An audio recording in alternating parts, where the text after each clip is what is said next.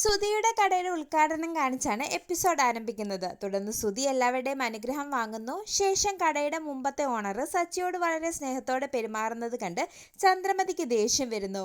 പിന്നീട് സുധിയുടെ കടയുടെ ഉദ്ഘാടനം പ്രമാണിച്ച് രേവതിയും സച്ചി അവിടെ നിന്നൊരു മിക്സി വാങ്ങാനായി തീരുമാനിക്കുന്നു. ശേഷം മഹിമ 1,00,000 രൂപയുടെ AC വാങ്ങാൻ തീരുമാനിക്കുന്നതോടെ സുധിക്കും ചന്ദ്രമതിക്കുമെല്ലാം ഒരുപാട് സന്തോഷമാകുന്നു.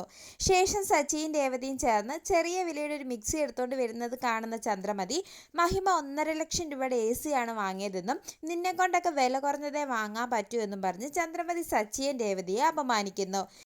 ഇത് കേൾക്കുന്ന അച്ചമ്മ ചന്ദ്രമതിക്ക് കണക്കിന് കൊടുക്കുന്നു. തുടർന്ന് ബില്ലടയ്ക്കാൻ പോകുന്ന സച്ചിയോട് മഹിമ സാധനം വാങ്ങി ബില്ലടച്ച ശേഷം നിങ്ങൾ അടച്ചാൽ മതിയെന്നും ആദ്യത്തെ വിൽപ്പന വില കൂടിയ സാധനം തന്നെ ആവണമെന്നും മഹിമയുടെ ഐശ്വര്യം കൊണ്ട് കടയിൽ നല്ല കച്ചവടം ഉണ്ടാകുമെന്നും രേവതി ഐശ്വര്യമില്ലാത്തവളാണെന്നും അവൾ ആദ്യത്തെ സാധനം വാങ്ങിയാൽ കട പൂട്ടിപ്പോകുമെന്നും ചന്ദ്രമതി പറയുന്നു.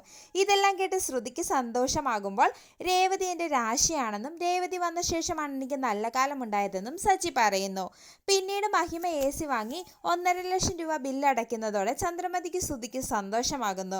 ശേഷം അച്ചമ്മയുടെ നിർബന്ധപ്രകാരം സുധിയെ കൊണ്ട് അടുത്ത ബില്ല് രേവതിക്ക് കൊടുപ്പിക്കുകയും ഇവൾ ഐശ്വര്യമുള്ളവളാണെന്നും ദൈവത്തിന് പൂമാല കിട്ടുന്ന കൈയാണ് ഇവളുടേതെന്നും പറഞ്ഞ് അച്ചമ്മ രേവതിയെ പുകഴ്ത്തി പറയുകയും ചെയ്യുന്നു.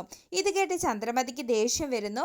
ശേഷം രേവതിയെ അപമാനിച്ച ചന്ദ്രമതിനെ മാറ്റി നിർത്തി അച്ചമ്മ കണക്കിന് കൊടുക്കുകയും ഒരു ദിവസം സുധി നിന്നെ തള്ളി പറയുമെന്നും അന്ന് നീ തള്ളി പറഞ്ഞ നിന്റെ മകനും മരുമകളും മാത്രമേ കൂടെ കാണൂ എന്നും ഇനി രേവതിയെ വേദനിപ്പിച്ചാൽ ഞാൻ പഴയ കലാവതിയായി ഇവിടേക്കൊരു വരവ് വരുമെന്നും പറഞ്ഞ് അച്ചമ്മ ചന്ദ്രമതിനെ ഭീഷണിപ്പെടുത്തുന്നു.